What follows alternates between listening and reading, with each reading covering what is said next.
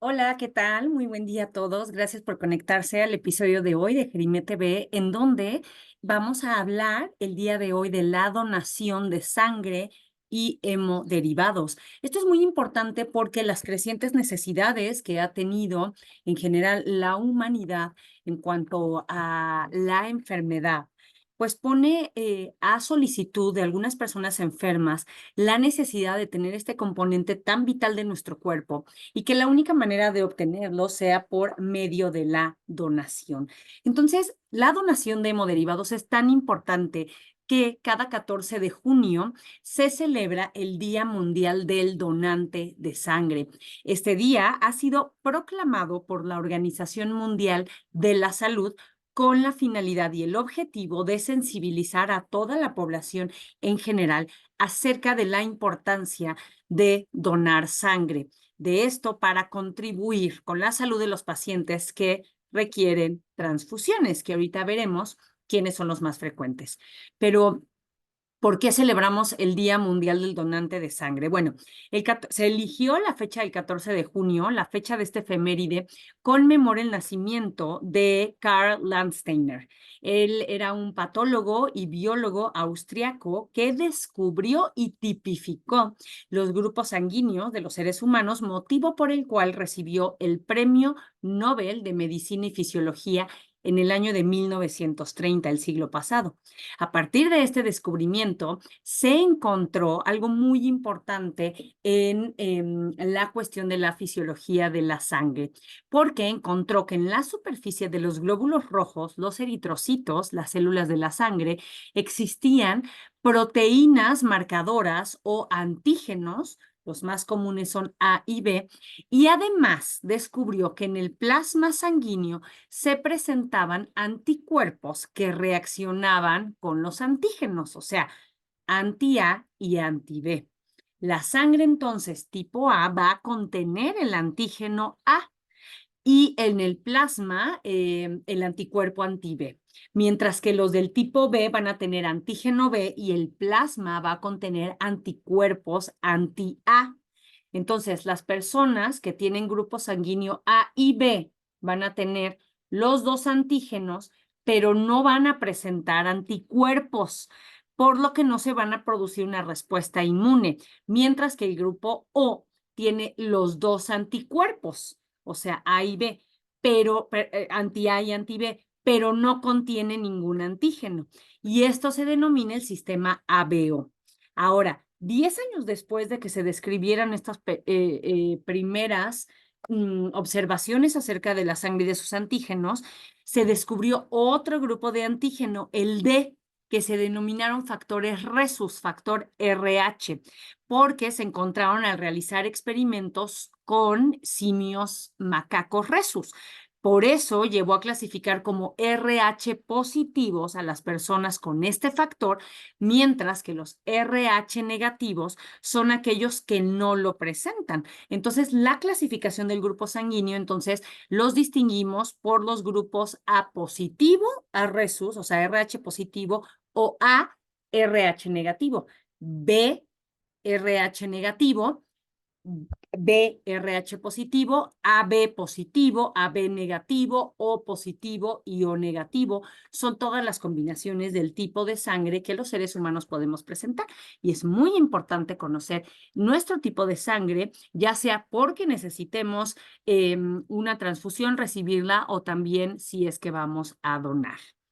Ahora, en el año del 2024 se marca el 20 aniversario del Día Mundial del Donante de Sangre y es un momento que a los 20 años de implementar este día es importante reflexionar los logros que hemos conseguido alrededor de la donación de sangre y cómo poder continuar en un futuro para que todos podamos tener acceso universal a transfusiones de sangre seguras. Y el lema del Día Mundial del Donante de Sangre de este año, del 2024, es 20 años celebrando la generosidad. Muchas gracias, donantes de sangre. Así es el lema completo.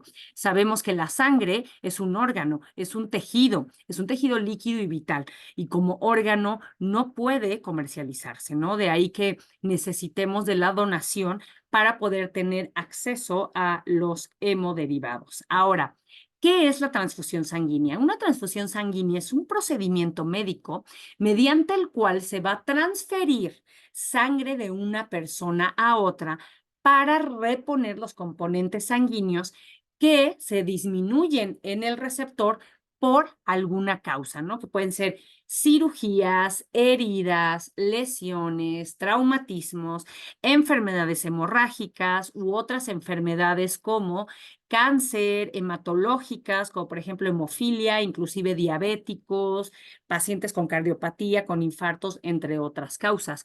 Es importante recordar que la sangre posee distintos componentes sanguíneos. Están los glóbulos rojos, que son los eritrocitos, cuya función es transportar el oxígeno y ayudar a eliminar los desechos, o sea, lleva oxígeno y también saca desechos. Los glóbulos blancos, que van a ser los encargados de controlar las infecciones, ¿no? Son los leucocitos.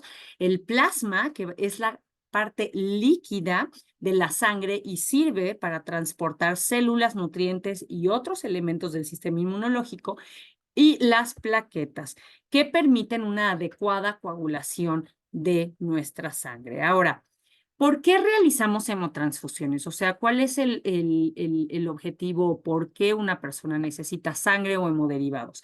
Las personas que reciben transfusiones puede ser por diversos motivos, ya lo decíamos, algunas lesiones, traumatismos en procedimientos quirúrgicos, o sea, que se estén sometiendo a una cirugía, ya sea antes de la cirugía, durante la cirugía o después de la cirugía. Puede haber una necesidad de transfusión de hemoderivados. Hay algunas enfermedades, principalmente hematológicas o inflamatorias, como por ejemplo el cáncer, trastornos hemorrágicos y estas situaciones hematológicas que mencionábamos, leucemia, linfoma, hemofilias, entre otros padecimientos. ¿Cuáles son los riesgos de las personas que reciben sangre? Bueno, por lo general, actualmente las transfusiones de sangre se consideran seguras, pero existe riesgo de sufrir algunas complicaciones. Estas complicaciones pueden llegar a ser de leve, moderadas y hasta graves, que son en muy raras ocasiones cuando se presentan complicaciones graves, y estas complicaciones se pueden, o consecuencias, se pueden sufrir durante el procedimiento o inclusive horas o días después. Las reacciones más frecuentes que tienden a ser leves comprenden reacciones alérgicas que pueden provocar urticaria, picazón y fiebre. Otro tipo de reacciones, por ejemplo, infecciones hemáticas. Es muy importante que sepamos que actualmente los bancos de sangre en todo el mundo, en nuestro país y en cualquier rincón del planeta Tierra, realizan pruebas a todos los donantes y se analiza la sangre donada para reducir el riesgo de infecciones relacionadas con las transfusiones, por lo que infecciones como por VIH y hepatitis B o C actualmente son muy poco frecuentes. Antes de la década de los 90, las infecciones por hepatitis y por VIH, por donación de sangre, eran muchísimo más frecuentes porque no se buscaban intencionadamente.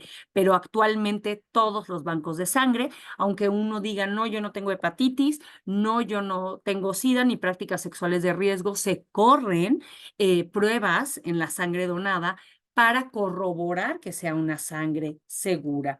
Ahora, otras reacciones graves que llegan a ser poco frecuentes pueden comprender la reacción hemolítica inmune aguda o la reacción hemolítica retardada. La reacción hemolítica inmune aguda es cuando el sistema inmunitario, nuestras defensas, atacan de manera aguda en cuanto reciben la sangre a los glóbulos rojos transfundidos porque el grupo de sangre del donante no coincide con el del receptor. Entonces, las células atacadas van a liberar una sustancia en la sangre que puede llegar a dañar los riñones, y estas reacciones pueden ser graves, pero nuevamente son muy poco frecuentes porque además de que se estudia la sangre del donador, también se se estudia la sangre del receptor. Y la reacción hemolítica retardada es un tipo de reacción similar a la inmune aguda, pero ocurre con muchísimo más lentitud. Y la disminución en los niveles de glóbulos rojos puede tardar hasta 4 semanas en volverse evidente. Ahora, estas reacciones son muy poco frecuentes. Y en tercer lugar, de reacciones graves, poco frecuentes, es la enfermedad del injerto contra huésped. Y en esta reacción, los glóbulos blancos transfundidos atacan a la médula ósea, ¿no? Entonces, esta enfermedad de injerto contra huésped puede ser inclusive letal y es más probable que afecte a las personas que ya tienen de antes un sistema inmunitario gravemente debilitado, por ejemplo, las personas que están recibiendo quimioterapia, ¿no? Por algún tipo de leucemia o por algún linfoma. Ahora, una de las preguntas que comúnmente hacemos y frecuentemente estamos preguntándonos es, ¿quién puede donar? ¿Cuáles son los requisitos para la donación? Primero, ser mayor de edad, ¿no? O sea, los menores de edad no pueden donar. Sin embargo, también hay un límite hacia arriba que son los 65 años. No importa si tienes 72 años y eres sano y eres robusto y tienes un envejecimiento saludable, no se va a permitir que dones después de los 65 años.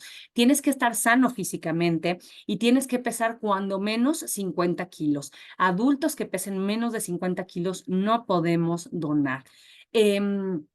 Tienes que tener el antecedente de no haber tenido enfermedades infecciosas como VIH-Sida, sífilis, hepatitis, entre otras.